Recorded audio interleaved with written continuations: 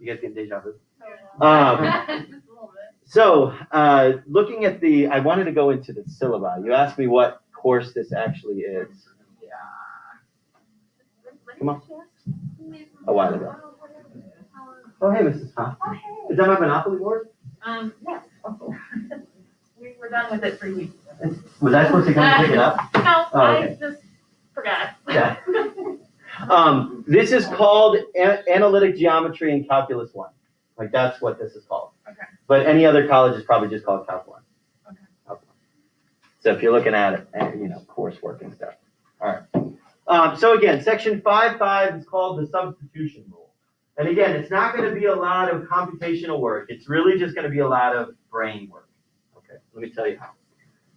Because honestly, once we learn how to do it, the rest of it is just examples. And just showing you how, like, the weird things that you can do with the substitution rule. All right. Do we know how to find the integral of every possible function? Not at all. No, right? All we've really discussed is polynomials. That's it. We only really know how to find the integral of polynomials. We could, or in trig too, I guess that's true as well. We do know how to find the integrals of trig. But what we don't know how to do is when we combine certain things or when we do other types of functions. How does that work? Well, there's a rule that you can use called the substitution rule. Sometimes I learned it as called U substitution. That's what I called it. Because of the fundamental theorem, it's important to be able to find antiderivatives, but our anti-differentiation formulas don't tell us how to evaluate integrals, such as something like that. Take a look at that. Can we do by what we know now? Can we find the integral of this? No, we can't. We would have to take maybe you could take this to the 1/2 power, but we still got that thing raised to the 1/2 power. I could do the integral of 2x, but then it's multiplied by something too. It's not adding or subtracting, so there's something weird that's going on with that.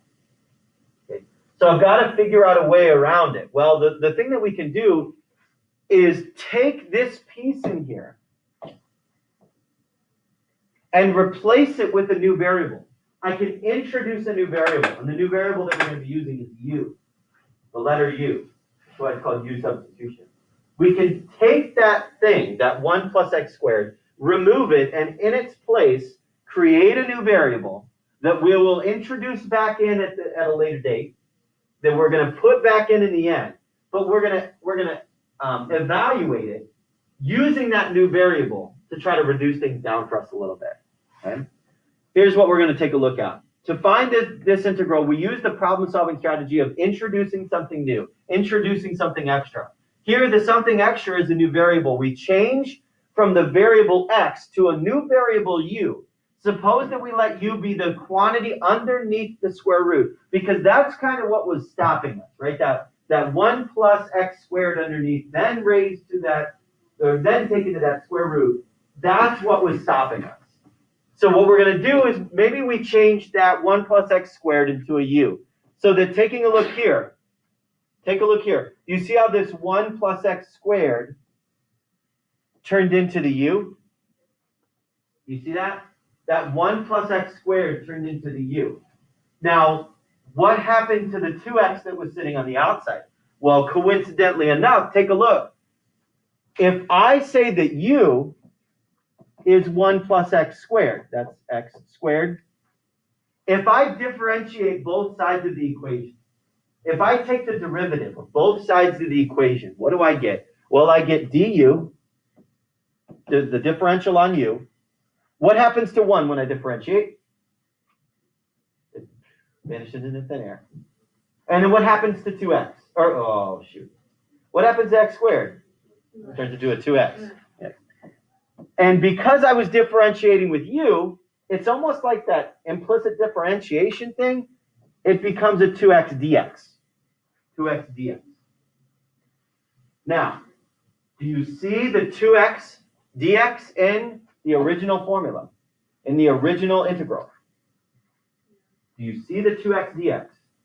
See, what we can do with the substitution rule is very, what do I want to say here? We can strategically pick what our value of u is, so that when we take the differential, when we take the derivative of it, it's another piece that's already in the integral. It's another piece that's already in the integral, so it will reduce down quite nicely. So if we know that du is 2x dx, look, I can bring that 2x dx and put it together. That 2x dx is now du. So it's the square root of u du. Can we evaluate the integral of the square root of u? Yes, because that's u to the 1/2 power. And we know how to do that. We did it on our test on Thursday and Friday, right? We know how to evaluate that. We take u to the 1/2 power, and then it turns into, well, let's do that. U to the 1/2 power, that would be like u to the 3/2 divided by 3/2, right? Plus c. And that's what we're saying there. 2/3, they just take that 3/2 and flip it, keychain flip, and do the 2/3. 2/3 u to the 3/2 plus c. And then in the end, what we can do is take u and plug back in 1 plus x squared. See, we introduce a new variable so that we can plug x back in the end. We introduce a new variable to kind of simplify the taking the integral for ourselves, for our brains. We introduce a new variable to make things simpler. And then in the end, have to put that back in to the integral. So this turns into 2/3 times 1 plus x squared to the 3/2 plus c.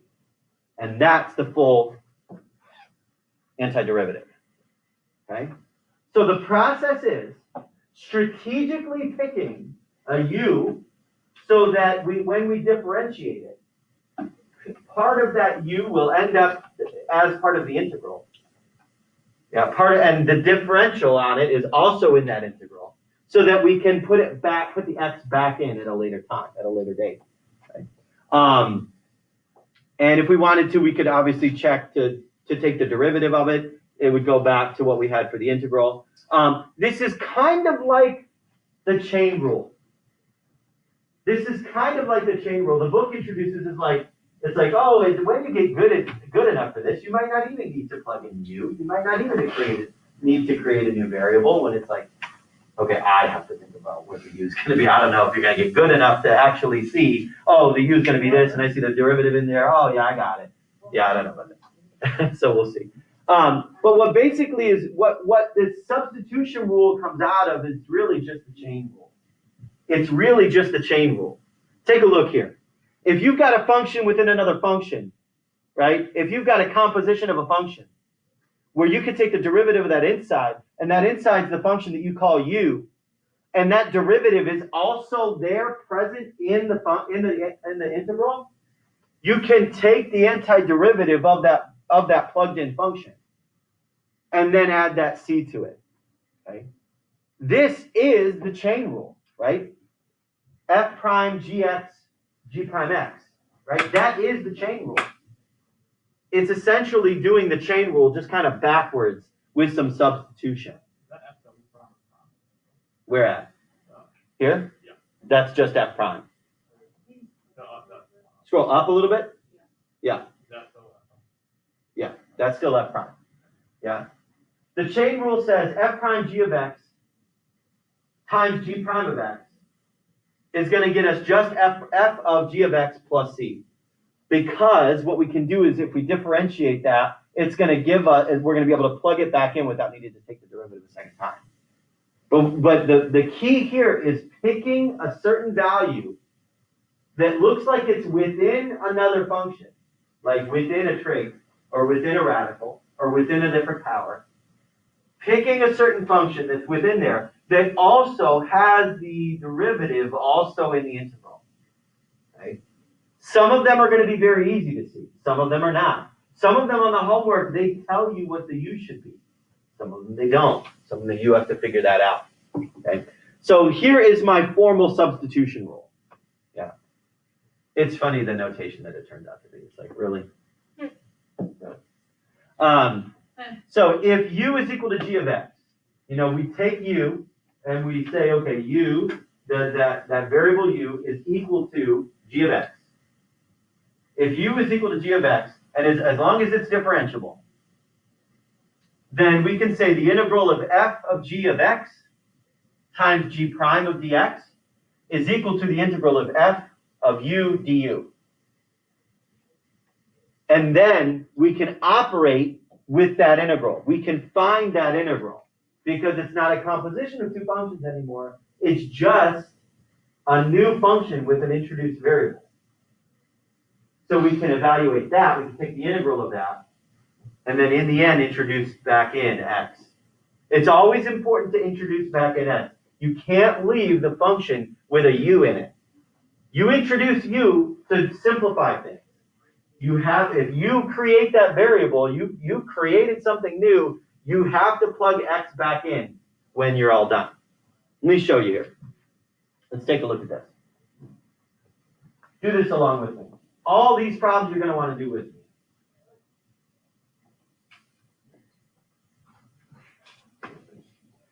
Maybe they want to quit it. Here's the thing, right? I had Sadie draw a picture of what she remembers out of the show. She drew a kite, an umbrella, and a penguin.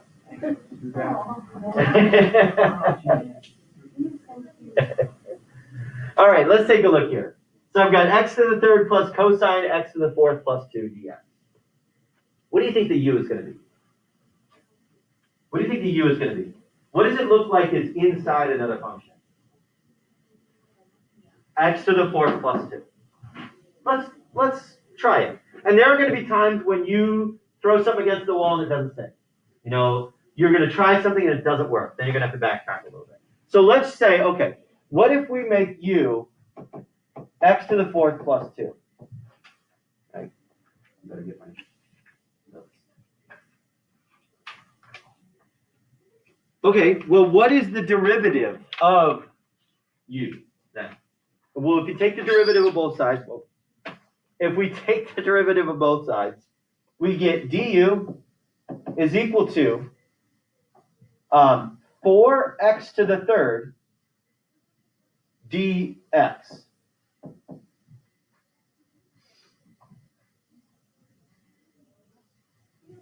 Do we see a 4x to the third dx within our integral? No. What do we see? Just an x to the third dx, right? We don't see a 4x to the third dx. All we see is an x to the third dx. So we're very close. You know what we can do? We can just divide the 4 over to the other side. So think about this. 1/4 du is x to the third dx.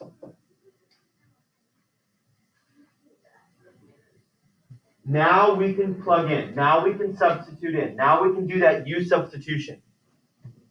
So we have the integral of x to the third cosine x to the fourth plus 2 dx. That's going to be equivalent to the integral of cosine u. Hold on a second.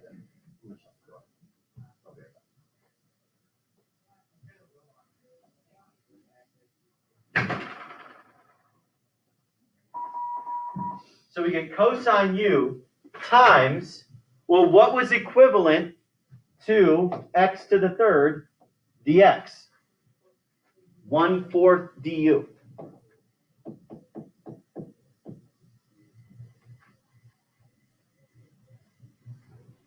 Right?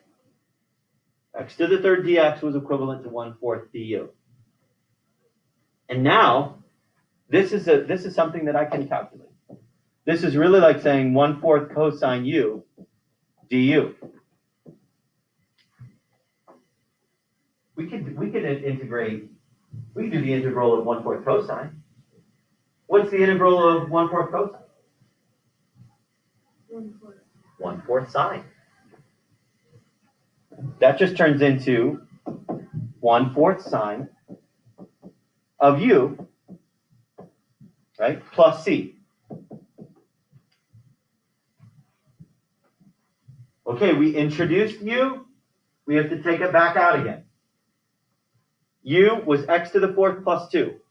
So our final answer should be 1/4 times the sine of 1/4, x to the 4th plus 2 plus c. And that's my answer.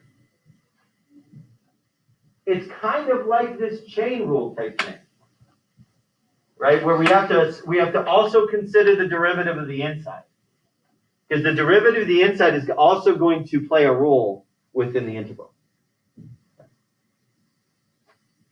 Questions on that one? Good there? Okay. The idea behind the substitution rule is to replace the relatively complicated integral by a simpler integral. This is accomplished by changing the original value of x to the value of u. That's an example 1, blah, blah, blah, blah, blah. The main challenge is to think of an appropriate substitution. That's really going to be the most difficult part. Figuring out what your u should be to make an appropriate substitution so that you have also the derivative in there, right? I love this statement. This is why I copied this in. Look at that. Finding the right substitution is a bit of an art. It's not unusual to guess wrong. If your first guess doesn't work, try another substitution. Like, oh, thanks. All right. Let's take a look at this one. The square root of 2x plus 1 dx. The writers just got really nice. You know, they're like, oh, it's okay if you screw up. Just try again. Thanks for the positivity, Mr. Stewart. He's not a doctor. He's probably the doctor, you're right. Dr. James Stewart. All right. Evaluate the integral of the square root of 2x plus 1. What do you think my u is going to be? 2x plus 1? Let's try it. What's wrong? We good? Usually you're going to pick the u that you see within another function. That's the first route that you should usually take. Okay, what is du then? 2 dx, right? 2 dx. Do you see 2 dx? No, but you see dx by itself, right? So what is equivalent to dx? 1/2 du.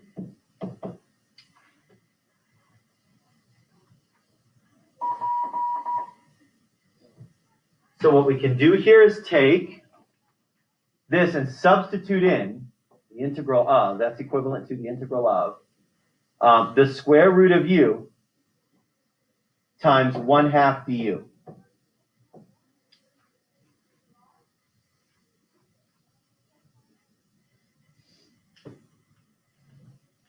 Okay? Which is essentially, and I'll just rewrite it a little bit, the integral of 1/2 square root of u du. Okay, so can we take the integral of the square root of u? Yeah, because that's really essentially just 1/2 u to the 1/2 power du. I don't know why. My calc teachers always wrote it as like a script u, like a cursive u. I don't know why. I picked that up somewhere along the way. That's like my fancy F for function notation. All right, now I take 1/2 u to the 3/2 divided by 3/2 plus c. I find the integral there. 1/2 times 2/3 is, what would that be? 1/3? Is that 1/3? Yeah, 1/3. 1/3 u to the 3/2 plus c, just reducing that down a little bit. All right, I got that from taking 1/2 times, keep change flip, 2/3, cancel, 1/3. 1/3 u to the 3/2 plus c. And then in the end, once I've simplified as much as I can with my u, I plug back in my expression that I substituted in. So 1/3 2x plus 1 to the 3/2 plus c. That's that integral.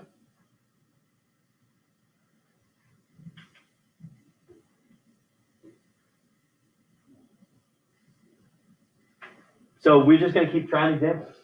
Just going to keep looking at it in different ways. Let's try another one.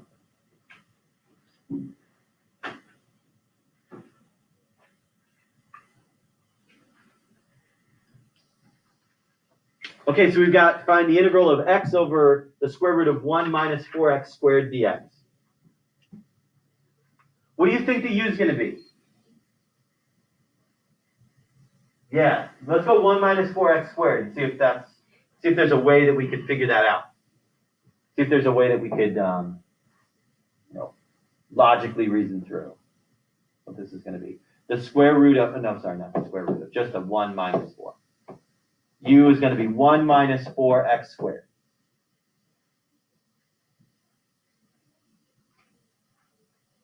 Okay, so what is du? Negative 8x, just negative 8x, right? Negative 8x dx. Almost said negative 8x squared. So negative 8x dx. Now, take a look at what I can do to manipulate this a little bit if I wanted to. I could say that this is technically equivalent to the integral of 1 over the square root of 1 minus 4x squared x dx. Right? I can remove that from the numerator and put it on the outside. So I almost am there with my x dx. So I'm going to remove the negative, I'm going to bring the negative 8 over to the other side, which means divide it over to the other side. So that's negative 1/8 du is equal to x dx.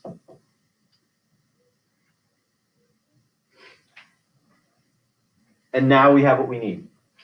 So this is technically equivalent to the integral of 1 over the square root of u times negative 1/8 du.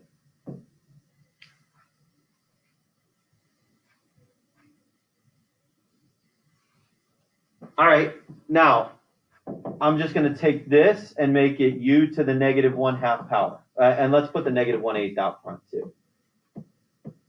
Negative 1/8 u to the negative 1/2 du. And now we can find the integral. So it's negative 1/8, take the power up, u to the positive 1/2 plus c. Oh, I forgot to divide by 1/2.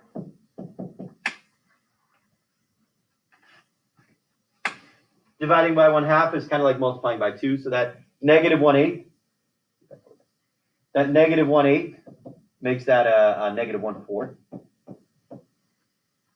Dividing the negative 1/8 by 1/2 gets us a negative 1/4. And then that's the square root of u plus c. And in the end, once I'm fully simplified with my u, I plug back in 1 minus 4x squared. So negative 1/4 square root of 1 minus 4x squared plus c.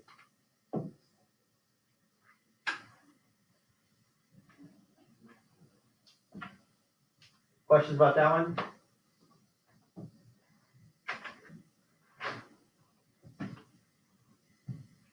You wanted to take part 2 for a while. Okay.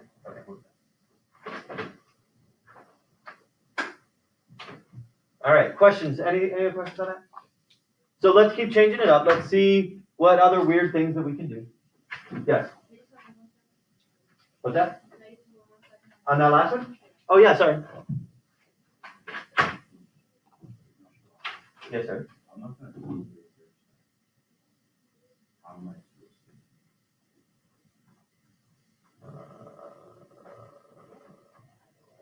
What are you gonna do?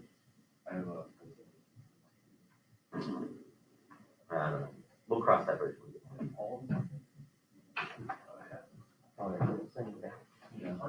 Is anybody out? Anybody out? Yeah, so it's even. You guys can There you go. Yeah. That's the whole day. You don't even know? I think it starts at 10. Nah. You'd rather, so what you're saying is you'd rather be in Cal. Yeah. You good? Okay, cool. So calculate the integral of e to the 5x dx. See, again, you see a function within another function, right? You see e to the power of, and then a 5x. So what do you think the u is going to be? Let's see. So that means du is just 5 dx. I don't see the 5 dx, but I just see a dx. So 1/5 du is dx.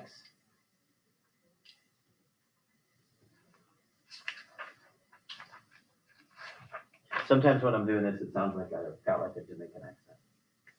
1/5 du is dx. Oh my God. Keep telling yourself that. That's what I hear when I'm saying. It's dx, man. Come on. Oh boy. Okay. So it's the integral of no, we don't. Okay, you don't get that. Oh wait. Thanks. So this is equal to e to the u times 1/5 du.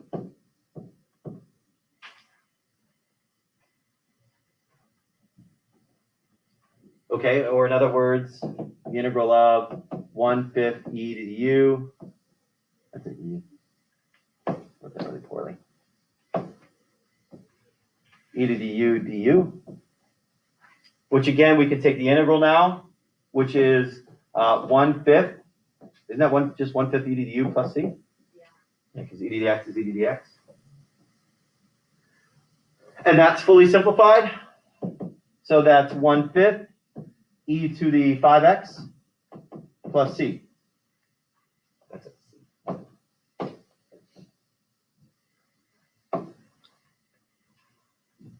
And I think it's a little bit more evident now of how you might be able to, once you get to a certain point, be able to see how the chain rule is affecting this, right? Because you look at this and you say, okay, well the derivative would just be 5, so I got to get it over to the other side to be a 1/5. So that's the thing that I'm going to end up multiplying into my integral. I almost have to take the inverse of whatever the derivative is, right? The inverse as in like solving it. Right? That's what we usually do here. Okay. So 1/5 e to the 5x plus c. Let's do one more. What does this say? No, with some experience you might, to evaluate integrals. I just talked about that. Let's just get to the next example. This is where it starts to get a little funky.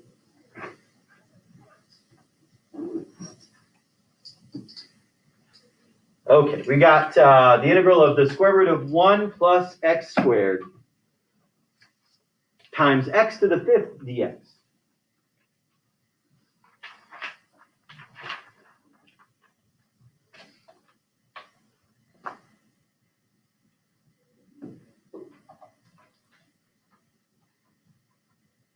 All right, so what do you think the u is going to be?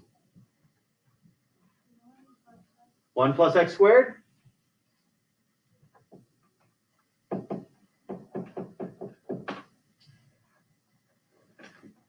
Okay, well if u is 1 plus x squared, what's du? 2x dx. 2x, yeah. Ooh. Do you see a 2x dx? So either we've got to pick another u, or there must be some way that we could, mess with it so that we could really plug in x dx. Here's what I want to do here. Let's bring that 2 over to the other, because there's obviously not a constant of 2, right? I don't see a constant of 2. So let's just make it 1/2 du is equal to x dx. I see an x dx, or I have an x dx, and I see an x to the 5th dx. Now, one of the options would be maybe thinking about raising both sides to the 5th power. But then I have an x to the 5th dx to the 5th. I don't want to really manipulate this equation anymore by doing anything more to each side. erasing this because that would mean I have a dx raised to that power as well. But here's what I can do. You want to see something cool? So what we can do is manipulate the original by taking 1 plus x squared and then x to the 4th times x dx. Isn't x to the 4th times x to the 5th? Now do we see an x dx? So here's what we can do. Well, let's plug in what we know so far. We can say, well, that's equal to the integral of the square root of u times, I have not done anything with that x to the 4th yet. I'm going to leave it in there for right now. We got to remove it in a second. We can't do the integral with two different variables. Times 1/2 du. Right? This piece in here got us our 1/2 du. Now, I need to replace x to the 4th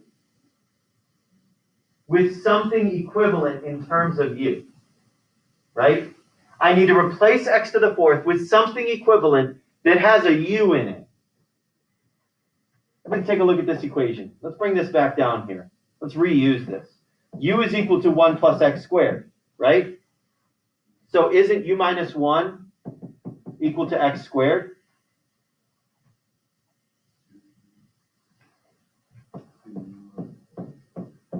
What would happen? If I squared both sides, that would be u minus 1 squared would be equal to x to the 4th. So there may be a way to manipulate your original u substitution. Your original u is equal to some expression. There may be a way to manipulate that to get something else that you need within the function. So your derivative is going to be your derivative. You can't really do anything beyond just dividing something over to, or adding or subtracting something over to the other side to get it away from your dx. Because you can't do an operation on dx because you're going to need to cancel it out. But what you can do is manipulate this original one to see if you can reduce down whatever you need to reduce down. So in this case, u minus 1 squared is u squared minus 2u plus 1, right? That's just FOILing. U first is u squared, outer is negative 1u, inner is negative 1u, negative 2u, and then negative 1 times negative 1 is positive 1. So what I can do here to finish off my substitution is the integral of the square root of u times u squared minus 2u plus 1 times 1/2 du.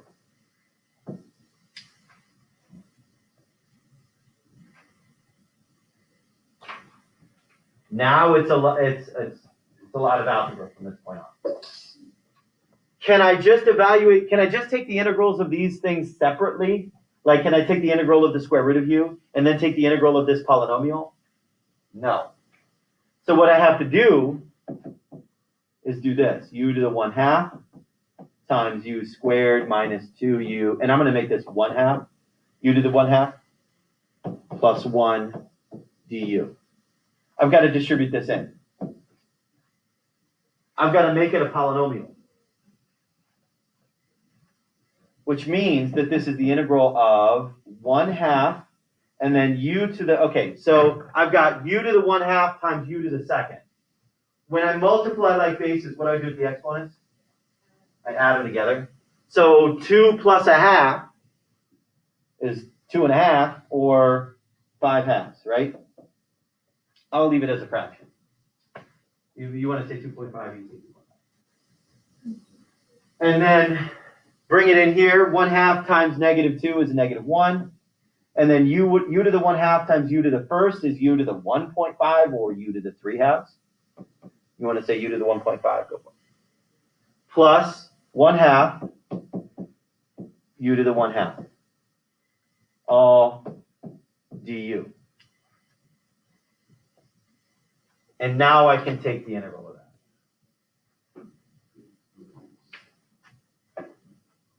Maybe some of them might require a little bit of work, you know, like these. So we've got 1/2 u to the, okay, now I've got to do 7/2. Is it going to be 7? Yeah, 7/2 over 7/2. How did I get to 7/2? I'm just bumping it up one. 5/2 plus 2/2. Adding a whole to it is 7/2. Over 7/2. Minus u to the 5/2 over 5/2. Plus 1/2 u to the 3/2 over 3/2 plus c. Okay, let's work with this. 1/2 divided by 7/2, that's 1/7 u to the 7/2. Keep change flip. 2/5 u to the 5/2 plus keep change flip. 2/3 times 1/2 is 2/6 or 1/3. 1/3 u to the 3/2 plus c. Have I simplified as much as I can with the u's? Yes. Now I plug back in. Question. This might be really dumb. What happens to the 2 and a -2? Where at? Here? Yeah. When I multiplied the 1/2 times the 2, it went to 1. Because I distributed the 1/2. Okay. Right, I did then it. Why are you multiplying it all first? Because I distributed it in here to simplify before I take the integral. Right? So that 1/2 times -2 is a -1. U to the 1/2 times u to the first is a u to the 3/2. And then at that point, that's when I take the integral. That's when I do the up 1 divided by that thing. Oh. Does that make sense? Before it was just simplifying. Then I evaluated the integral. Okay. And then in the end, what was u? 1 plus x squared? Okay, here we go. 1/7 times 1 plus x squared to the 7/2 minus 2/5 1 plus x squared to the 5/2 plus 1/3 1 plus x squared 3/2 plus c. And now we have to raise that all to the, no, just kidding.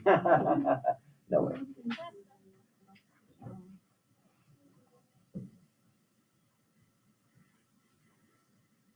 So we can see where the difficulty can come up.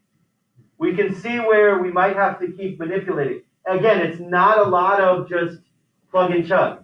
It's like figuring out your way around the problem.